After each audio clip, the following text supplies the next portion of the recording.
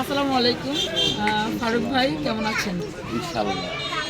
আজকে আমি জানতে চাচ্ছি যে আসলে ঢাকার ২ আসন এটা তো, তাই না? ঢাকার ২ আসনের ধানের শীষের যে বিভিন্ন যে ধানের শীষের ভোটের জন্য যে বিভিন্ন সাধারণ ভোটারের কাছে আপনি যাচ্ছেন, কীরকম সাড়া পাচ্ছেন ধানের শীষে? ইনশাআল্লাহ। ইনশাআল্লাহ। এই আমানুল্লাহ আমান ভাই, মানে ওনা একটা ব্যক্তি। আর ধানের শীষ হলো একটা মার্কা। এই যে ধানের শীষটা ইনশাআল্লাহ একটা মার্কা। এই ধানের শীষ যারা দেখে, এই যে মা বোনের কাছে আমি প্রত্যেকটা গলিতে প্রত্যেকটা মা বোন তেঁতুলজোড়া ৬ নং ওয়ার্ডে, চান্দুলিয়া, মধুচর, নয়হাটি, যাদবচর, মধ্যপাড়া, মাদ্রাসা রোড, উত্তরপাড়া AKS-এর সামনে যেইখানে গেছি আমরা তো বুঝতে পারি একটা মানুষের কাছে ভোট চাইলে যেই একটা হাসি মুখ, যে একটা আনন্দ, এই যে ১৫টা বছর এরা ভোট দিতে পারে না। এখন সামনে ১২ তারিখ আসতেছে, ১২ তারিখ হলে নির্বাচন ভোট। কিন্তু এখন থেকেই আমি আমান ভাই নমিশন পাওয়ার পর থেকে আর পরদিন থেকে আমি মাঠে নেমে গেছি।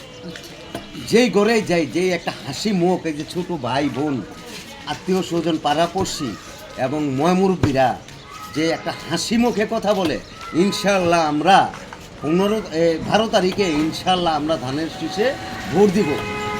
আমরা এতদিন ভোট দিতে পারি নাই, আমরা ভোট দিব। কিছু কিছু তরুণ ছোটো ভাই আছে, যেমন হ্যাঁ বয়স হলো ২৫ বছর, ৩০ বছর, হ্যাঁ কিন্তু ভোটার হয়ে রয়েছে আজকে ১৫ বছর আগে।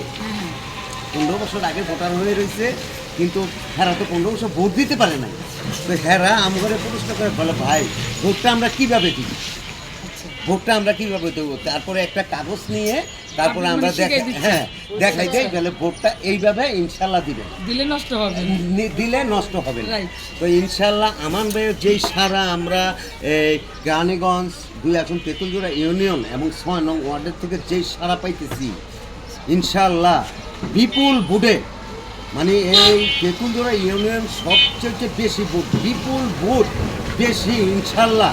আমি আশাবাদী, যে সব মাহমুদুল ইসলাম কথা বলছি, তো আমি আশাবাদী বিপুল ভোট, ৯৯% ভোট আমান ভাইকে দিয়ে আমরা ইনশাআল্লাহ সংসদে পাঠাবো। আচ্ছা আচ্ছা।